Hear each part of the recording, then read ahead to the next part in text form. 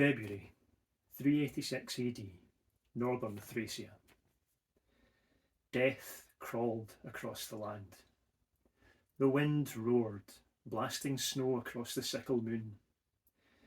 2 Roman cavalry scouts shivered and clutched their woolen cloaks tight around their necks as they urged their weary mounts to plod on through the white drifts. "Gods below, I can't feel my fingers," said one scout through chattering teeth, his beard stiff with ice. The second, the tip of his nose blue, nodded briskly. "We're surely finished with this patrol anyway. Everything's quiet out here." Both shot darting looks around the land. There were few signs of life, let alone trouble. In the distance hung a dull orange glow, torchlight from the nearest of the 6 Gothic settlements that studied this imperial territory. "Oh, imagine what it's like in there," said the first scout. "Dry beds, roaring fires, meat roasting in spits, beer." "And Goths," the second one snorted. "No thanks. They don't take kindly to the likes of us wandering into their villages. Our job is to patrol the lands around these 6 heims and watch for bother." "True," muttered the first. "Maybe we're not going in there, but we do need to get out of this blizzard." He twisted in his saddle. "Commander Peregrinus," he called back to the officer riding in their wake. "Permission to turn around. If we set south now, we might make it back to the Imperial way station before the worst of the night sets in." The officer, wreathed in cloak and hood, swaying in the saddle, did not respond. For a moment, the scout wondered if the man had died of the cold during the trek, and they had failed to notice. He screwed up his eyes to see if the fellow was even breathing. Suddenly, the officer's fingers flexed on his reins, and 2 gentle coils of white vapour emerged from the shadows of his hood. The scout shivered, and this time it had nothing to do with the cold. "Commander Peregrinus," he called again, more timidly this time. But the officer's attentions remained elsewhere, the hooded head sweeping slowly across the wintry wastes. "Pah, he's not even listening," the second rider muttered under his breath. "What's someone of his station doing out on a shit scouting mission with runts like us anyway?" "Well, he arrived from the capital, flashed a few impressive-looking seals. It's not our scout squadron's place to question him, apparently," shrugged the first, before blowing into his hands. "Look, I'll try again." He cupped his hands around his mouth and shouted this time. "Commander Peregrinus! Permission to turn back!" Peregrinus held up a hand to cut him off. "Just a little further," the officer replied in a low burr, gesturing towards a stand of snow-heavy larches. Peregrinus walked his grey mare towards the tree line, clumps of snow flicking up under his beast's hooves. The woods mercifully shielded the small party from the wrath of the winter storm. He eyed the nearest larch trunks furtively, noticing a runic marking on the bark of one. The 2 scouts had wandered right past it. "Halt here, I need a moment," he said. Sliding from the saddle and plunging into the shin-deep snow, he stalked into the trees.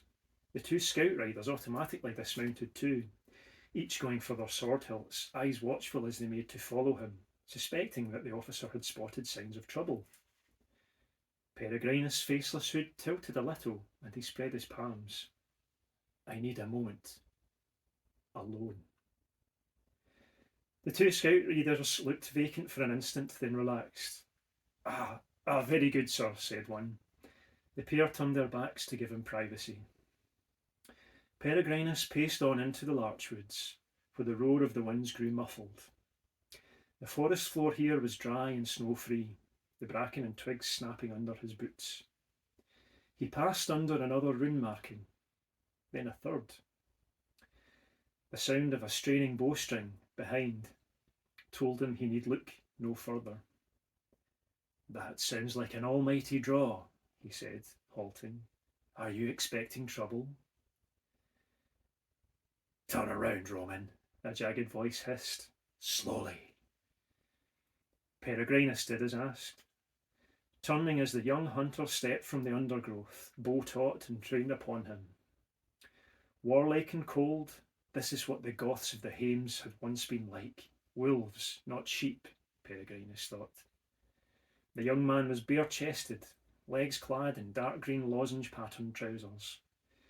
He wore his hair in a spouting topknot, and his moustache hung in 2 braids either side of the grim line of his mouth. His bare torso was riddled with tribal tattoos, and one striking marking near the heart of a prancing stag. The hunter eyed the shadows of Peregrinus' hood. Ill at ease. You are him, yes? You are Peregrinus? One edge of Peregrinus' mouth bent upwards slightly. Yes, I am he. Why did you bring armed guards? The hunter snarled, glancing through the trees at the pair of Roman riders near the stand's edge. They are scouts. They think I come into the trees to empty my bladder.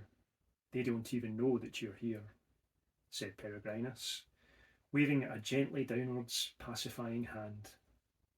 You are safe. The hunter sneered and relaxed his bow, but only a fraction. I risked my life to cross the river and come here. Tell me it was not for nothing. Oh, I can do better than that, said Peregrinus, reaching inside his cloak and producing a small wooden case, proffering it. The young Goth opened the case and stared at the markings upon the wax slab within. By Woden! Aye, said Peregrinus. Now take that back across the river and to your lord in the north. Tell him that it is time to bring his multitude south to the empire's edge. The hunter tucked the tablet case into the waist of his trousers and backed away, strapping his bow across his back. May Odin shine upon you, friend. The silver stag will be coming soon. As Peregrinus watched him go, he toyed with the small bronze lion's fang charm hanging around his neck. He thought back over what he had been asked to do. Bring chaos down upon the Eastern Empire. The faintest beam of starlight betrayed the edge of his lips within the hood, curving into a faint smile like a hunter's bow. Let it begin, he said in a gentle whisper.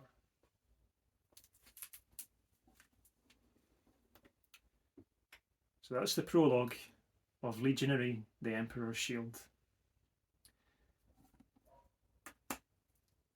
It's a story of war, a story of greed, of power, but most of all it's about the lengths one will go to protect those that matter to them. And that's a message that means more to me now than it ever has in the past. So I urge you to try this. Go out, read, enjoy. It's coming out on the 16th of February 2023, this year. It's available in ebook, hardbook, paperback, all the formats, from all the stores. So, for the Claudia, enjoy.